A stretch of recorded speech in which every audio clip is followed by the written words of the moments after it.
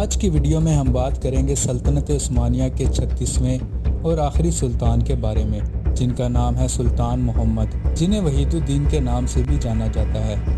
ان کا دور حکومت ایک نہایت ہی نازک اور فیصلہ کن مرحلے پر آیا جب سلطنت عثمانیہ اپنے زوال کے آخری مراحل میں تھی۔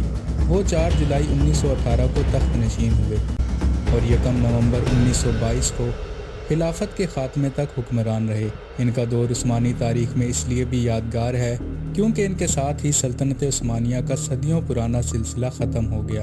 سلطان محمد 14 جنوری 1861 کو استنبول کے دولمہ محل میں پیدا ہوئے۔ وہ سلطان عبد المجید اول کے بیٹے اور سلطان عبد الحمید دوم کے سوتیلے بھائی تھے۔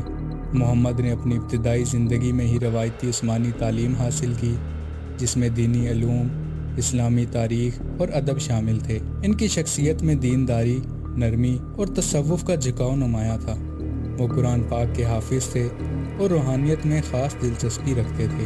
سلطان محمد 1918 میں عثمانی تخت پر بیٹھے جب سلطنت پہلی جنگ عظیم میں شکست کھا چکی تھی۔ سلطنت کا بیشتر علاقہ اتحادی افواج کے قبضے میں تھا اور استنبول پر بھی قابضین کا کنٹرول تھا۔ ان کے دور حکومت میں سلطنت کو اندرونی اور بیرونی طور پر کئی چیلنجز کا سامنا تھا۔ پہلی جنگ عظیم کے ہونے والے معاہدے کے تحت 1920 میں عثمانی سلطنت کو جنگ کے بعد اپنی زمینوں کا بڑا حصہ کھونا پڑا۔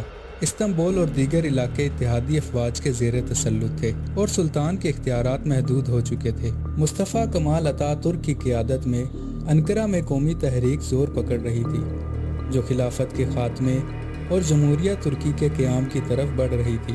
معاہدہ سیورے کے تحت عثمانی سلطنت کو اپنی زمینوں کا بڑا حصہ اتحادی افواج کے حوالے کرنا پڑا، جس میں شام، عراق، فلسطین اور عرب کے دیگر علاقے شامل تھے۔ مصطفیٰ کمال اتا ترک نے قومی آزادی کی تحریک کا آغاز کیا، جس کا مقصد غیر ملکی تسلط سے ترکی کو آزاد کرانا اور سلطنت کو جدید جمہوری ریاست میں تبدیل کرنا تھا۔ 1 نومبر 1922 کو ترکی کی قومی اسمبلی نے سلطنت عثمانیہ کے خاتمے کا اعلان کر دیا اور خلافت کو رسمی طور پر ختم کر دیا۔